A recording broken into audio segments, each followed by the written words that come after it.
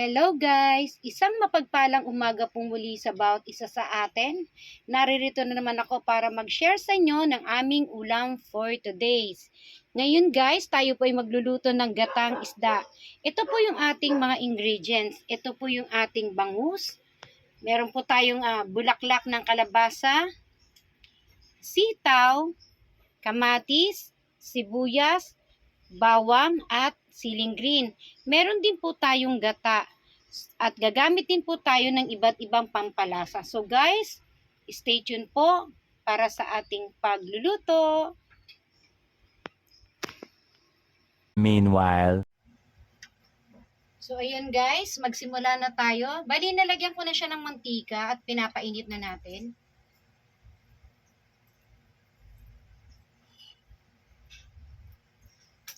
Ayan, ilagay po natin yung ating bawang.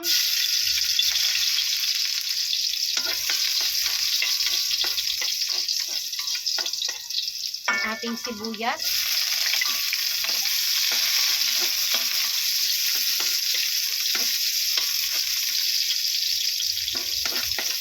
Sunod po natin yung kamatis.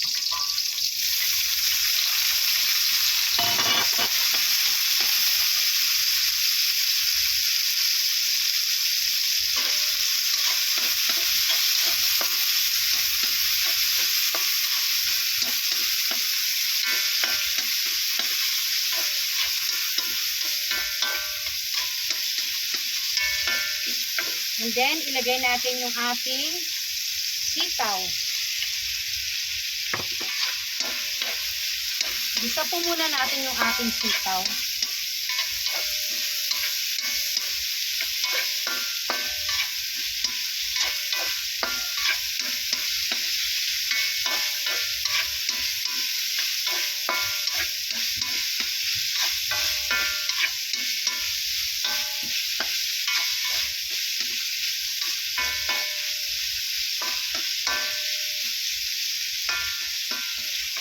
Yan. So, habang nakalagay po yung ating sitaw dyan, hinaan lang po natin yung ating apoy. And then, ilagay na po natin yung ating isda, yung ating bangus.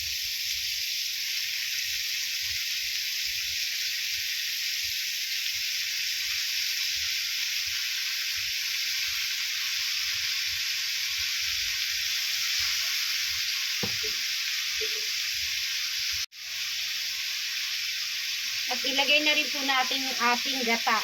Siya po yung pinakasabaw natin.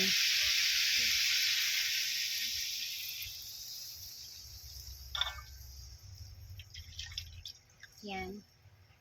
Lagyan na rin po natin siya ng asin.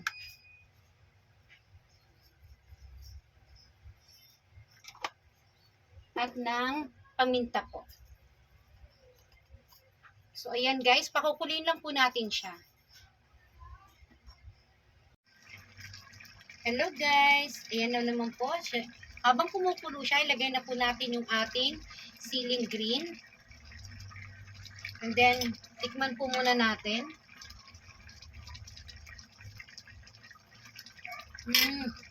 Lagyan po natin siya ng konting magic sarap. Konti lang po. So, ayan. So, pakuloyin pa po natin ng konti pa bago natin lagay yung ating gulay na o yung ating bulaklak ng kalabasa. So, ayan guys. Kumukulo na siya. So, i-check natin yung lasang muli.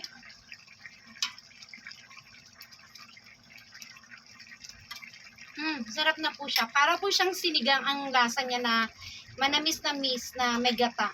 So, ilagay na po natin yung ating bulaklak ng kalabasa. Ito po siya. Madali lang po itong maluto. So, pagkatapos po nito, papatay na po natin yung ating kalan. Yan, iayos lang po natin ng konti. And then, yan po. Okay na po yan. So, guys, thank you. God bless. Hello guys! Ito na po pala ang aming ulam for today. Tatawagin ko siyang sinigang na ginataan or ginataan na sinigang. Kayo na po ang bahala kung ano po ang tawag dito. So guys, kung nagustuhan ninyo ang channel kong ito, please like, share, and subscribe. And don't forget to click the notification bell button for more updates. So guys, ano pa pong ang gagawin natin? It's 11 o'clock, kakain na po tayo. God bless!